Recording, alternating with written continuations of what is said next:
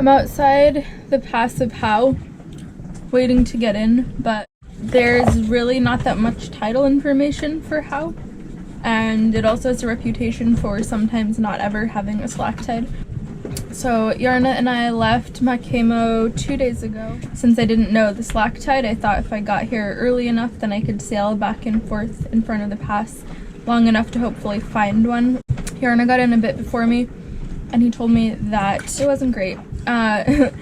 So there's this huge squall passing over right now. It's got to be blowing at least 30. I have my head sail down, just a reef to main up, which is cool because I'm waiting outside the pass anyway, but I'm a little worried now about Howe's reputation for not having the slack tide. Since I only have a 10-horse engine, I can't fight much current. I really hope that I can be on anchor by tonight. Spoiler alert. I did not actually get to be on anchor that night. In fact, I had to spend another night at sea sailing to another atoll because Howe never proved to have a slack tide that day, and the current was too much for my little nugget of an engine to fight against. Welcome to Hippie Sailing.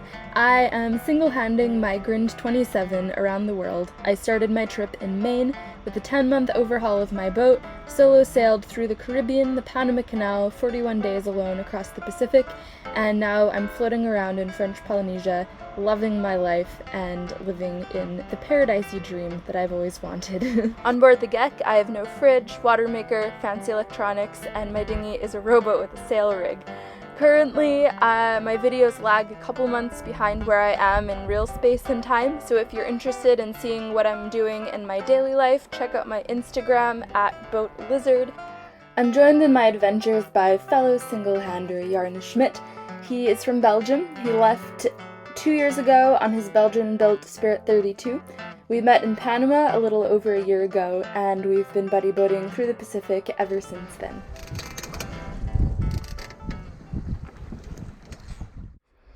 Last night I spent at sea sailing from Howe to the next atoll over, which had a pass that I know I'm able to get into. I'm approaching it right now with the sun break, and life seems a lot better than it did yesterday. So the pass on Navionics is totally wrong, so my electronic charts are of no help to me. This is an eyeball one. I have coordinates of approximately where the pass is, and then I just have to go there, hope that it's sunny, and use the old-fashioned way, which is these things, and get in. I'm going to lay down a track line just so I can see that my boat is capable of sailing over the land, and once I'm inside, basically it's all eyeballing it. The charts are pretty useless, so this is going to be a first for me. I'm a little nervous, but I do have some friends who are already in there, and they are going to be on the radio, so if I need anything, they said I can give them a call, and they also told me their best approximation for when slack tide is, but there isn't a ton of wind today, which is good. Just took a wave in the cockpit. Really tired. This is day 4 at sea, and it should have only been 2 days, but because of the Howe experience, now it's 4 days. I'm heading towards the pass right now. All I have to go on is this. It's a satellite image of the pass, and you can't zoom in very far because it gets really pixelated and then disappears. So I initially went to the wrong pass first. Oh, fuck. Because it's confusing, it just disappeared.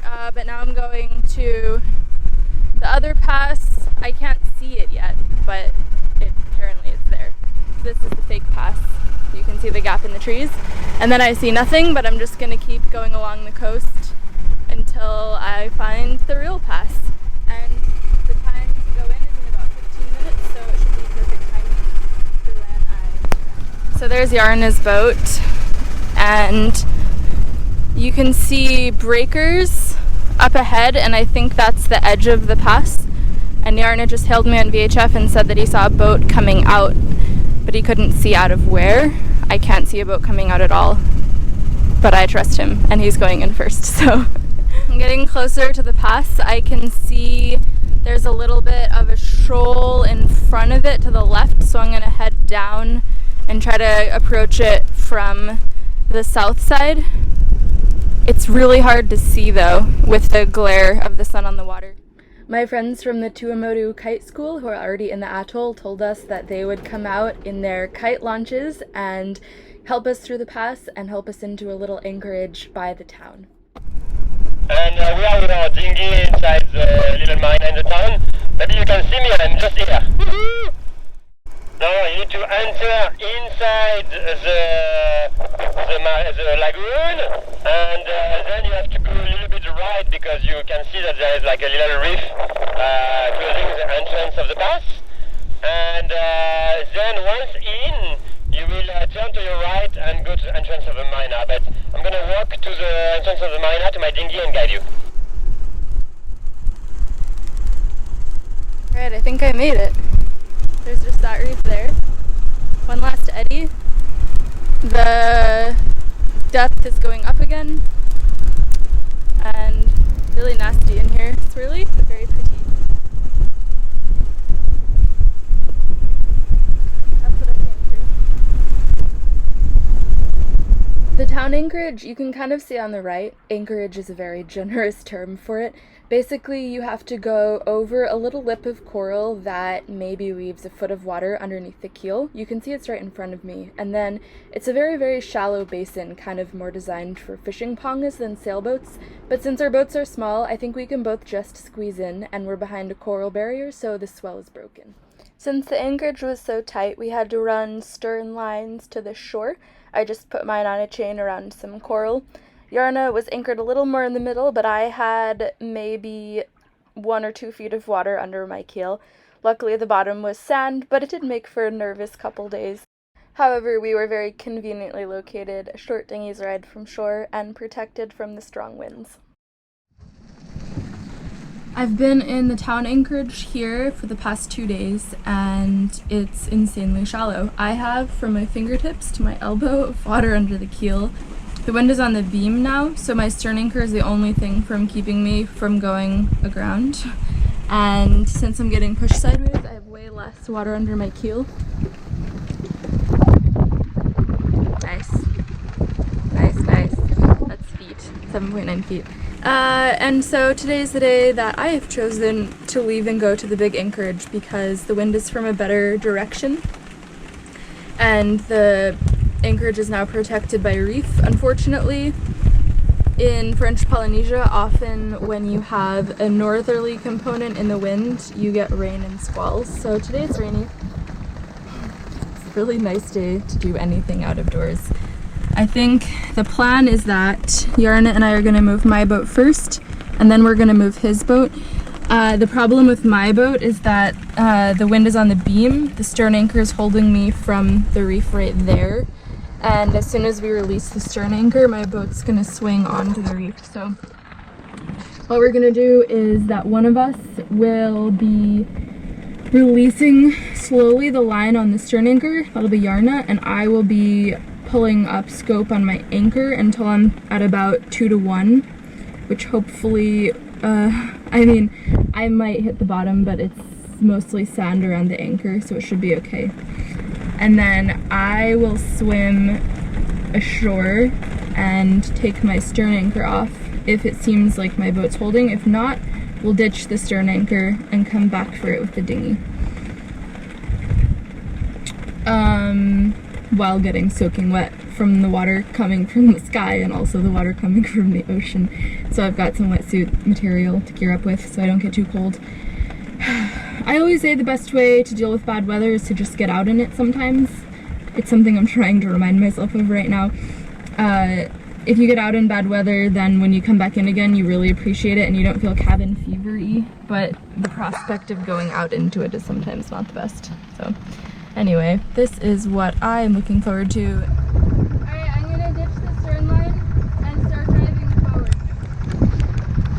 Stern line is off.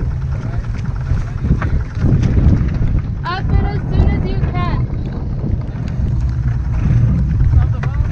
Okay. I'm gonna go between this one and the little one. Yes. Okay.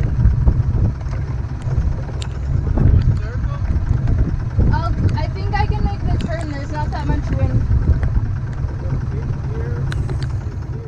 Once the anchor was up, I still had to navigate my way out of the anchorage around the bommies, and the last bit was getting over this lip where Yarna's boat actually touched on the way out, but mine just barely didn't. Oh my god. Once we got out over the lip, our next task was to try to find our next anchorage. I put Yarna on the bow to check for bommies for me. I was looking on satellite images, but with the rain, the viz was pretty bad, so we went slowly, but the worst was over. I made it out. I think I'm just gonna do a circle to check the depth, and then come around again. I found the next anchorage, which is located behind this low-lying horseshoe reef that you can kind of see on the horizon here. The anchorage is shaped like a bowl, so it's only good shallow, and by shallow, it's not really that shallow, anchoring on the edges, nothing in the middle, and then bommies all around, so it took a while to find a good spot for my boat. There's a bommie there that I see. Okay, I'll go around it. Maybe I'll go next to it, and then you can tell. But I'm not, I think I'm gonna drop sort of behind them. Yeah, because otherwise I'm too close to this side. I eventually decided to drop my anchor right behind this catch that you can see. Once the anchor was dropped with the chain floated and I jumped in the water to be sure I wasn't tangled around bommies, we hopped in Yarna's dinghy to get his boat from the anchorage and bring it back out here as well. Both our boats are finally in this reef and anchored. Yarna's on his, just getting everything stowed again. And I'm trying to warm myself up, Cuddle's on the stove for some cocoa, and I'm just gonna spend the rest of the day snugly and inside because I've done my share of outsiding for the day, but I'm really happy to be in the new anchorage. Quick solar panels update. I called a very angry Frenchman in Tahiti who begrudgingly agreed to sell me 2 new batteries and a charge controller, both Victron. So the batteries are 110 amp hour AGMs. I was really happy to stick with lead acid, but all he had were AGMs and gel cells. So after some research into what would best suit my needs, I discovered that AGMs are the tickets for me. 2, maybe a little bit more than what I need, but it's strange to only have 1 battery for your boat because it's good to have a backup. I have been in contact with another solar panel place in Tahiti, and I'm trying to track down some 50-watt solar panels since mostly they only have bigger ones. I have yet to hear back from them. Everything here is on island time, so it's a little slower. And the stainless is just an easy order from the hardware store, so I'm going to try to make it all come here on the same ship, so I only have to go up to the north once. But good news is that everything is starting to get worked out, and I'm hoping in the next couple weeks my shipments will all start to come in here. Thanks for watching this week's video. Thank you so much to all of my patrons who are supporting me and making this trip possible. If you'd like to become a patron, my thingy is patreon.com/windhippie. There's a link in the description. Also, I put it here in words so that you can read it as well as hear it. If you're interested in following me in real time, my Instagram is @BOATLIZARD, as I mentioned earlier, and you can see pictures and videos of things that I'm doing as they're happening. Thank you, Tish, for putting these videos from Dropbox onto YouTube for me. Thank you for all your lovely comments. I think that's it. Okay, see you guys in 2 weeks. Oh yeah, I put out new videos every 2 weeks on Mondays. So, yeah, I'll see you guys in 2 weeks with another video of the beautiful Tuamotus, I think.